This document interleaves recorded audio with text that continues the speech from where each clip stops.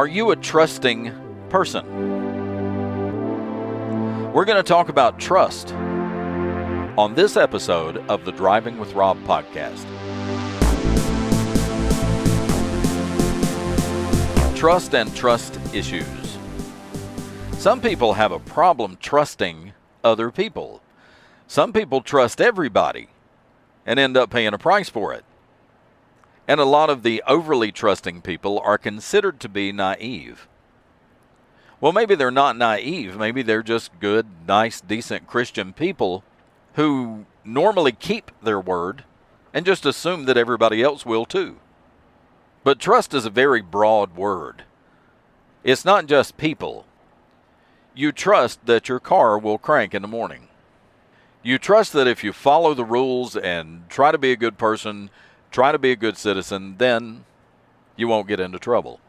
That's trust too. And that reminds me of a scene from the movie Conan the Barbarian. The original Conan with Arnold Schwarzenegger in the very opening scenes, when Conan was a little boy before he became a barbarian. His father was teaching him about steel. And his father told him when he was a little boy, you can't trust a woman. You can't trust a man. And then he pats his sword. He said, steel. This you can trust. And there are people, when you talk to car guys, there are people who love Chevy, hate Ford, love Ford, hate Chevy. And whichever one they trust, they will pat the hood of that truck and they'll say, I trust this one. And what it really comes down to is if you had good experiences with Chevy, you're a Chevy man for life. If you've never had a problem with a Ford truck, you trust Ford trucks. But if you get a lemon, and that's the reason there are lemon laws, if you get a lemon, brand new vehicle that had some kind of defect, some kind of problem with it from the factory, and you bought this thing brand new, and even though it was warranty, you constantly had to have something fixed on it. You lost your trust in them. And it's the same with people. I've heard it said of new people, new employees, I have to learn to trust them. Or I need to get to know you better before I can trust you. And you may call these people cynical, but they call themselves cautious.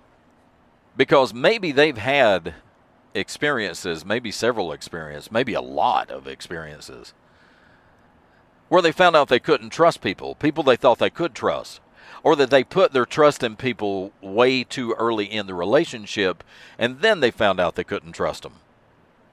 And it kind of put a bad taste in their mouth that now they don't trust anybody. Somebody who's been hurt by other people tend to have trust issues. Especially if it's somebody that was so close to them that they thought they could trust them no matter what. And then that person let them down. Well, now they have a tendency to not trust anybody. And if you've ever gotten a dog from an animal rescue or something like that, dogs that were abused tend to be skittish around people and they stay away from people. They have to learn to trust you. You have to earn that trust. And it's the same way with people.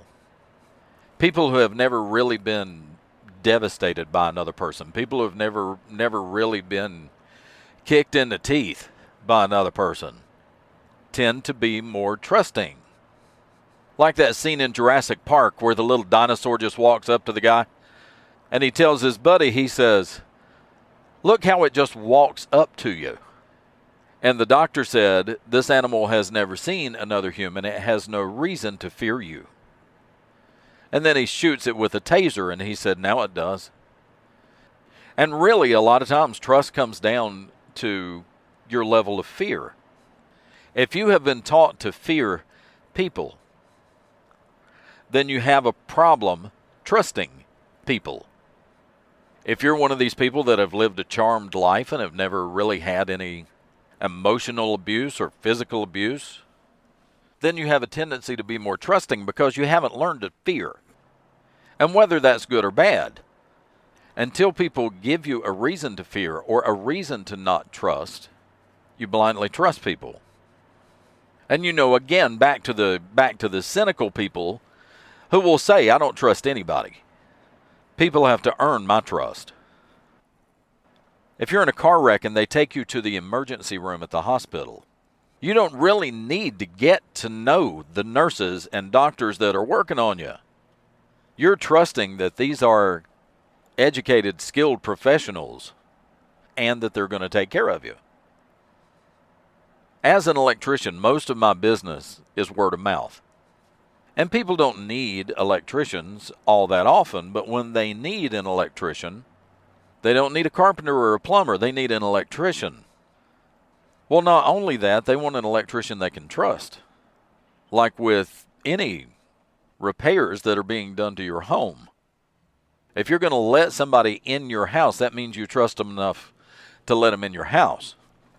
And if you have work to do at that house while the homeowners are away, they need to leave you a key to their house. And that's a whole other level of trust, where you leave a key with somebody and let them come and go as needed into your home. And I try, and most reputable contractors try, to never break that trust. To never give you a reason to not trust us. Because people in general, as I talked about earlier, have to get to know a person before they can trust them. So what you depend on is that word of mouth recommendation where they call a friend, somebody they already trust, and say, who do you trust to do this? Do you know a trustworthy plumber?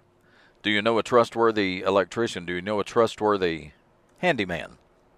But they're going to somebody they already trust and say, who do you trust?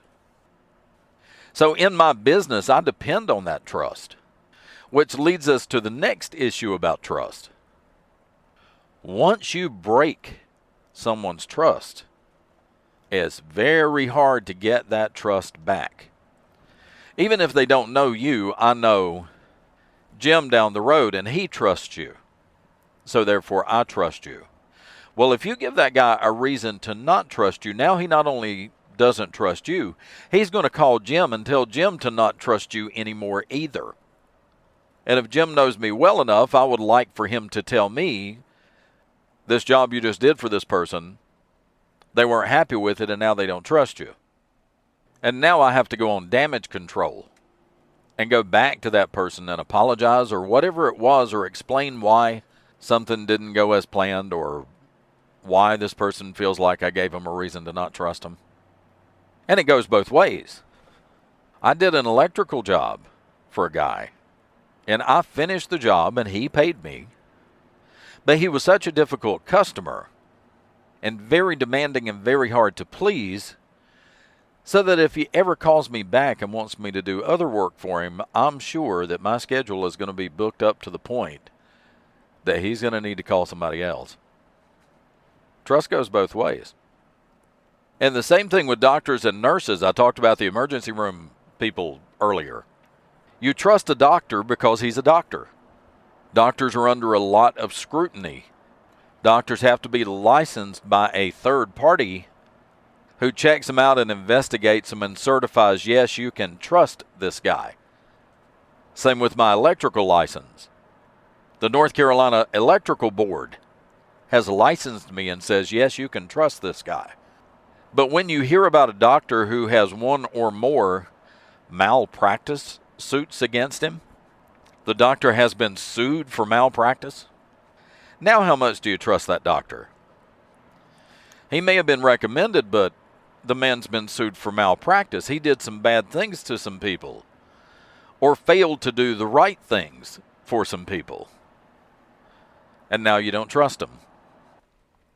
But trust can be a very fragile thing, and you shouldn't take it for granted.